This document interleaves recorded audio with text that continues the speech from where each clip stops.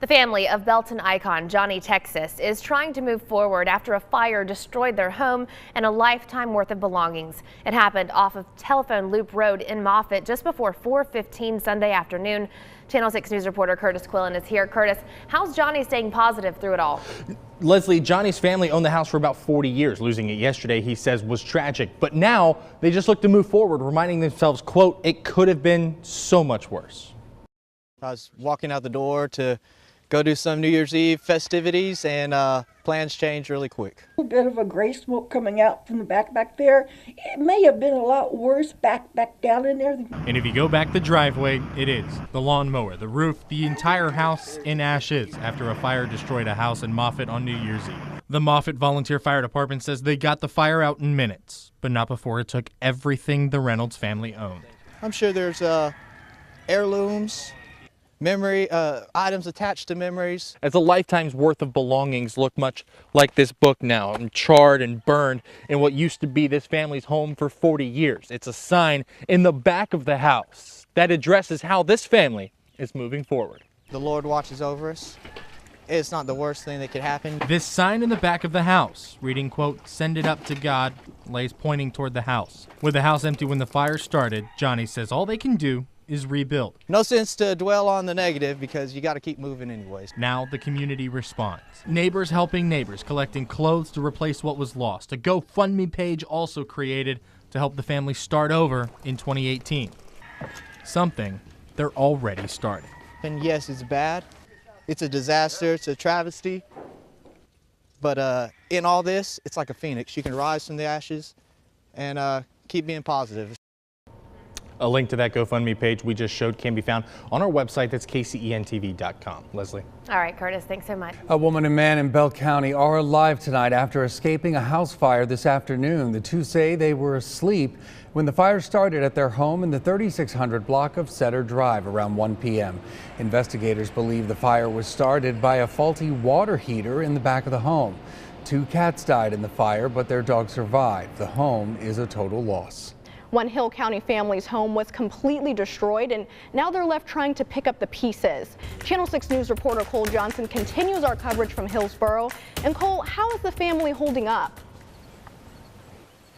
Amani, the family's actually remaining pretty positive in light of this devastating storm, and they're just happy that they made it out alive. Now, if you take a look behind me, you can see just how devastating this storm was.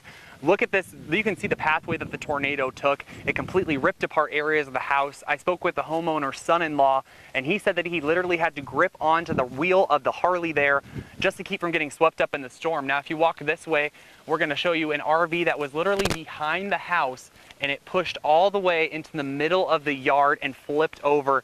You can it just shows how strong these winds were. Now over behind me, you can see that there's different remains from inside the house and different pieces of metal. This boat right there was actually behind me at one point before the tornado hit.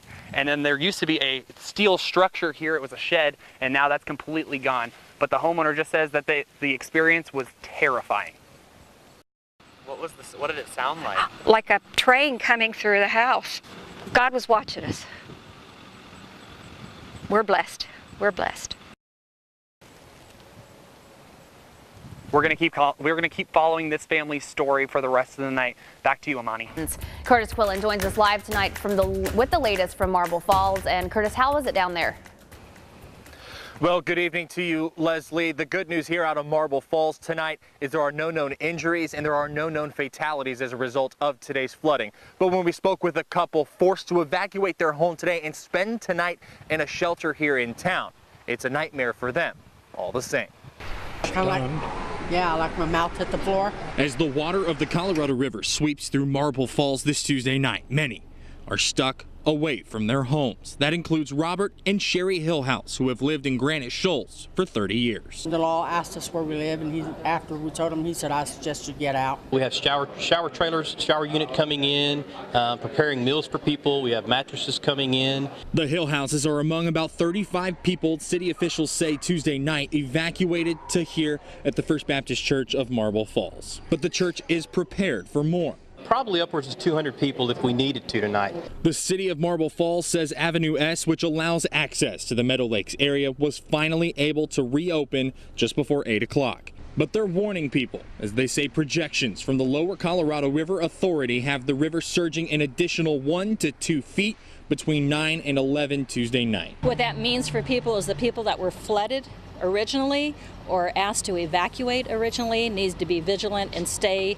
out of those areas and expect more flooding. So for the hill houses, that means more sitting and more waiting for the floodwaters to finally recede. I'm worried about what I'm going to see when we head home. For myself, I think I'd rather live through a tornado than I had something like this.